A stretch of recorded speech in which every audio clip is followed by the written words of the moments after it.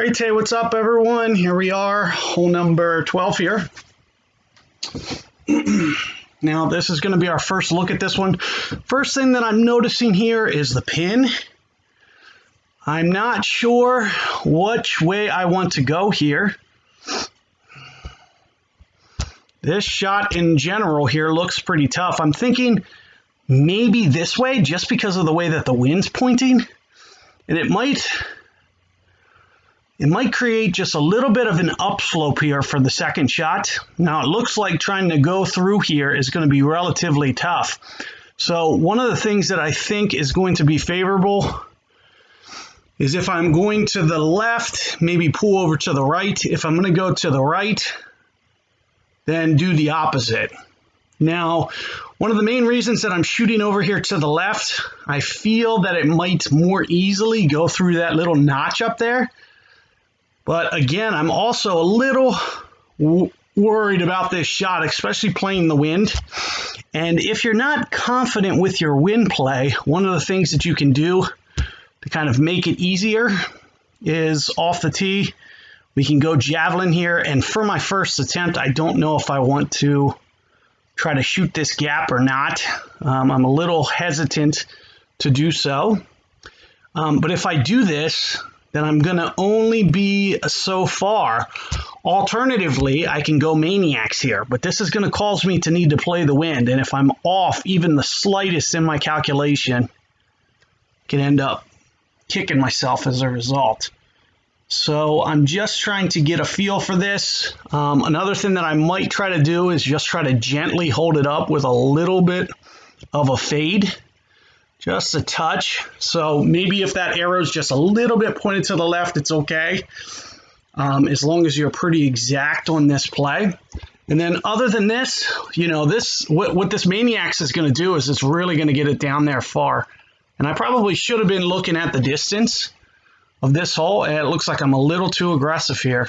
This is going to end up falling down. And sure enough, into the water. Jeez. I can't believe I overplayed that, you know, and it might have had to do a little bit with that fade that I was trying to kind of try to reduce the wind. Ended up costing myself there. But it looks like lengthwise, you know, that's not too bad.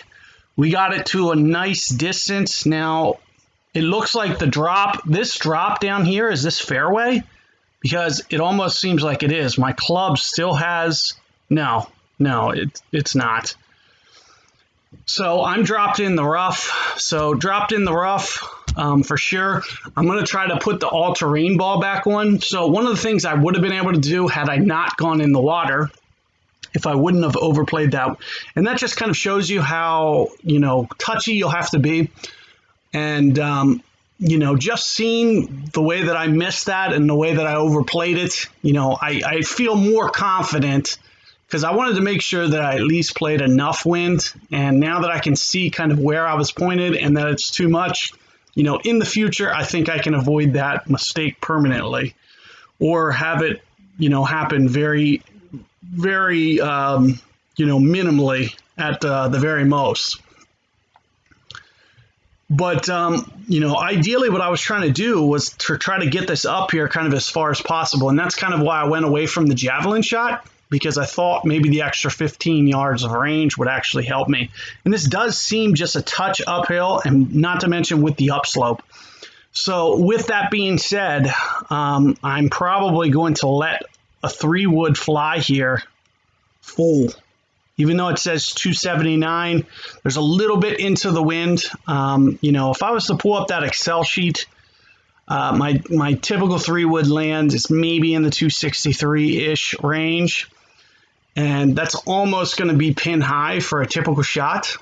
And I don't think I'm going to have a ton of rollout, but there's some uphill here. So I don't think it's going to make it into the 260s. You know, if I had to guess here, I would imagine it's going to land maybe 250. Just, you know, just by the looks of things here. And I might not even get this to the hole. You know, if I wanted to actually get this back there, may actually need a driver. But what you're going to end up seeing, you know, I'm essentially going to miss my eagle here. because of the water ball. But what we'd like to do is kind of ensure our birdie.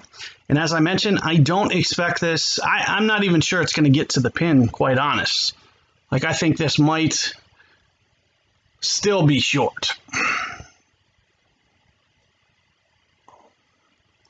Now, one of the things you're going to see is I'm going to try to, essentially, I'm underplaying the wind again because I can see that I'm going to have some right slope rollout.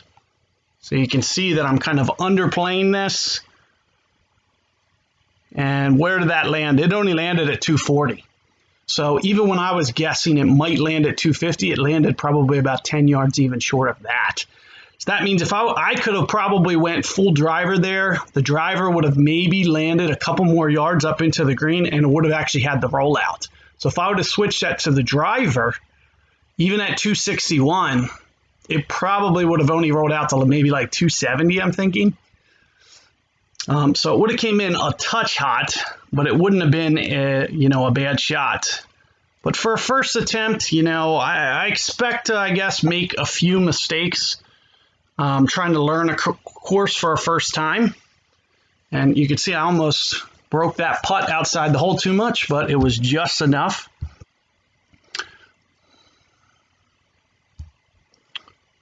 And there you have that hole. Unfortunately, I wasn't able to get the eagle, so I'm one away from the clean round.